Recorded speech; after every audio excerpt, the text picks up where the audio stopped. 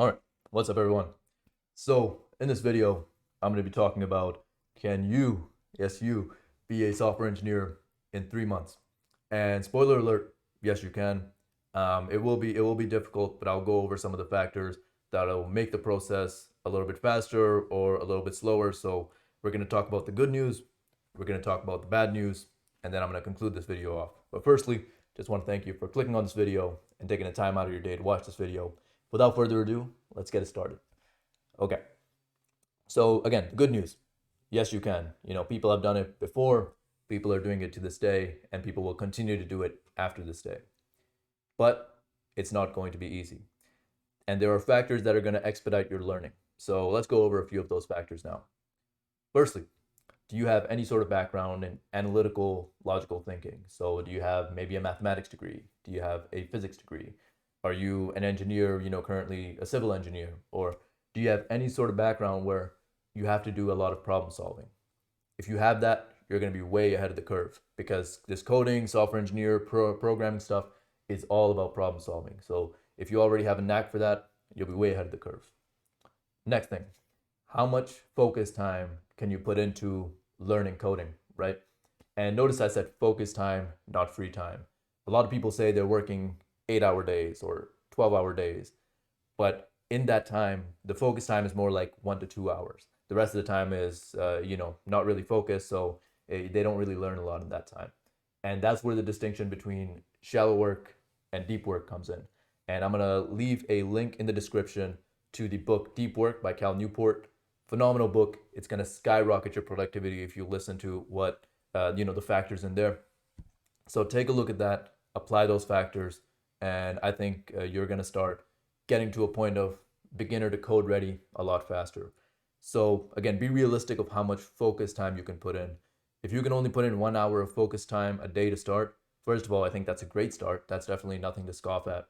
But if someone else with the exact same skill level as you is putting in 4 hours, recognize they'll probably be job ready faster than you, right? So be realistic of how much time you have and how much you can put in and set your expectations accordingly.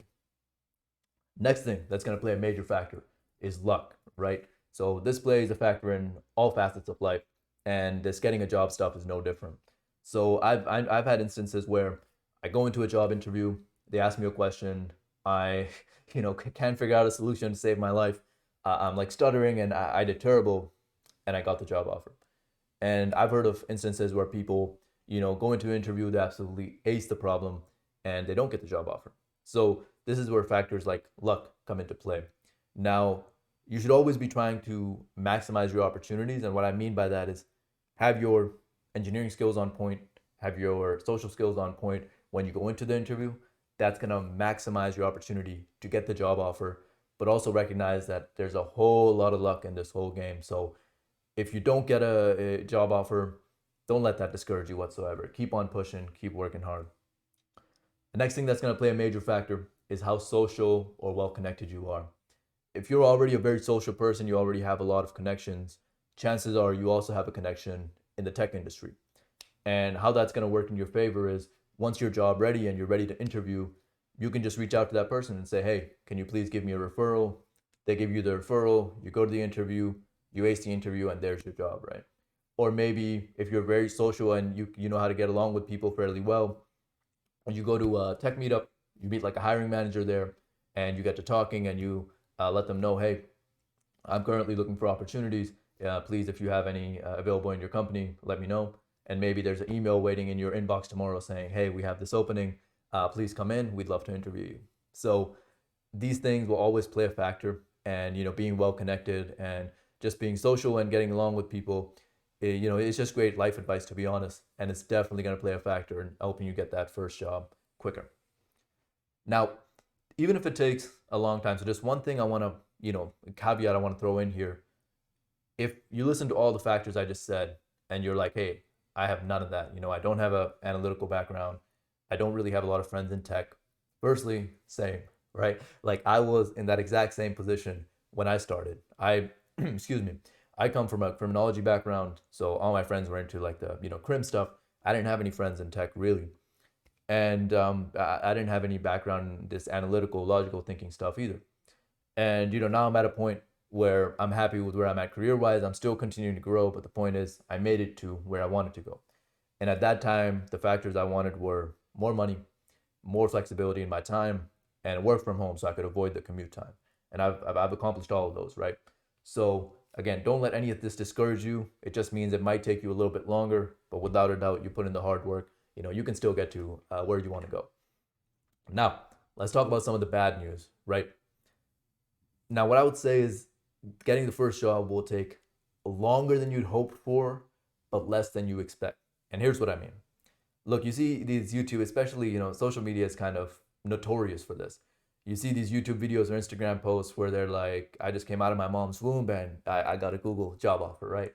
And I'm not trying to disrespect those people. Hey, it takes a lot of hard work and, they deserve the reward. But the point is, that's not the norm, right? That's the anomaly. And there could be many factors that played a role there. Maybe they come from like a mathematics background, their problem solving skills were on point, and they also had good connections. So some of the factors I talked about before, those definitely played a role.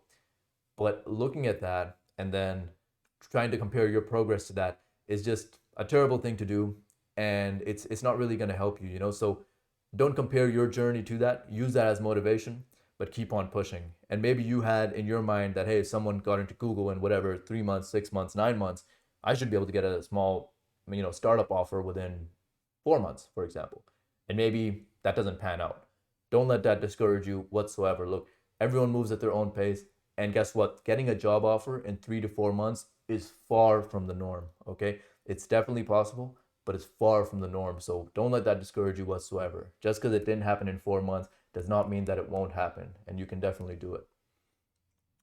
Next thing, the first offer might not meet expectations. And here's what I mean by that. You see, again, social media is a little notorious for this, and I'm probably a little guilty as well.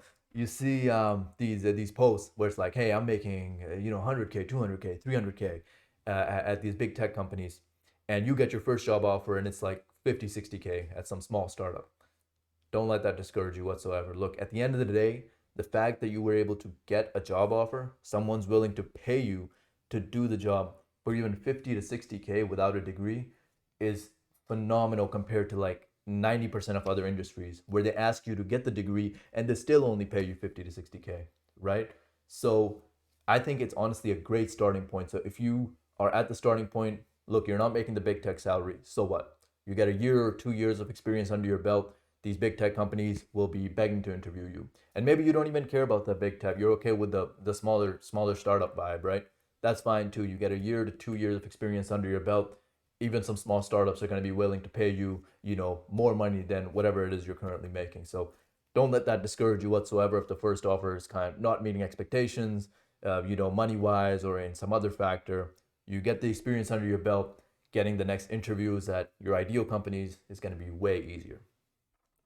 And the grind to start is the hardest. Look, just going from zero to getting that first job offer is the hardest. Companies are not going to want to interview you, especially if you don't have any sort of computer science degree, mathematics degree. It's going to be tough to really get your foot in the door. But again, like I said, it'll be worth it. It was worth it for me. And if you're looking for the same things I was looking for, it'll be worth it for you. So keep pushing. And again, you will make it. All right, next thing. And this is, I think, very important to talk about. I rarely see this talked about. The job just might not be for you.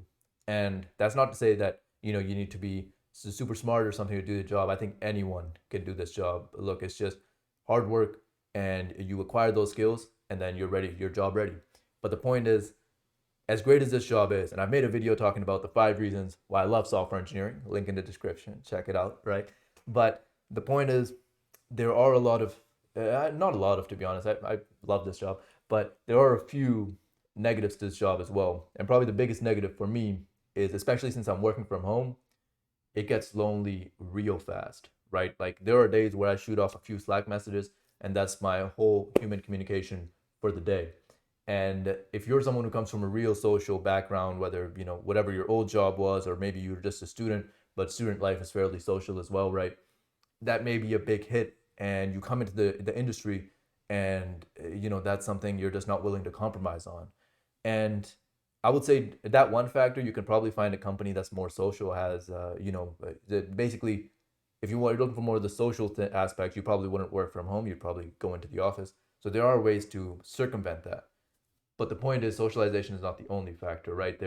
You might start coding, and 2 months in, you're like, I friggin' hate coding. I don't want to look at another word of code ever again in my life.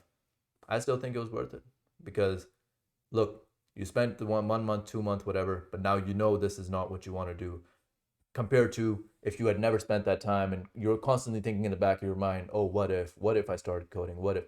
You don't have that what if anymore. Now you know, right? So I still think it's 100% worth it. Please do still give it a try. And look, every job is going to have its negatives at the end of the day, right?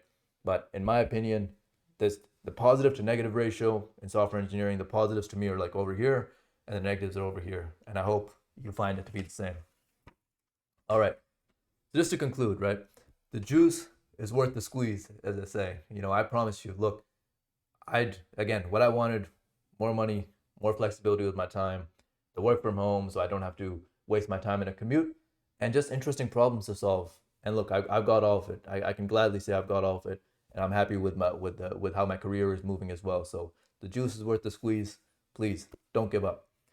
And look, at the end of the day, even if, like I said, you do a bit of coding and you're like, okay, this is not for me, coding is and continues to be one of the most sought after skills. I think in the future, this is only going to be more sought after. So even if you don't end up pursuing this as a profession, it's just a great skill to have under your belt just to understand a bit of basic code.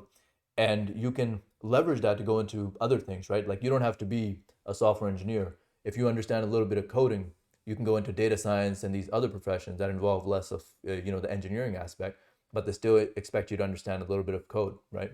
So again, it is one of the most sought after and, in my opinion, fun skills, right? So please definitely pursue this journey, and I believe in you. I think you can achieve it. I hope you believe in yourself too.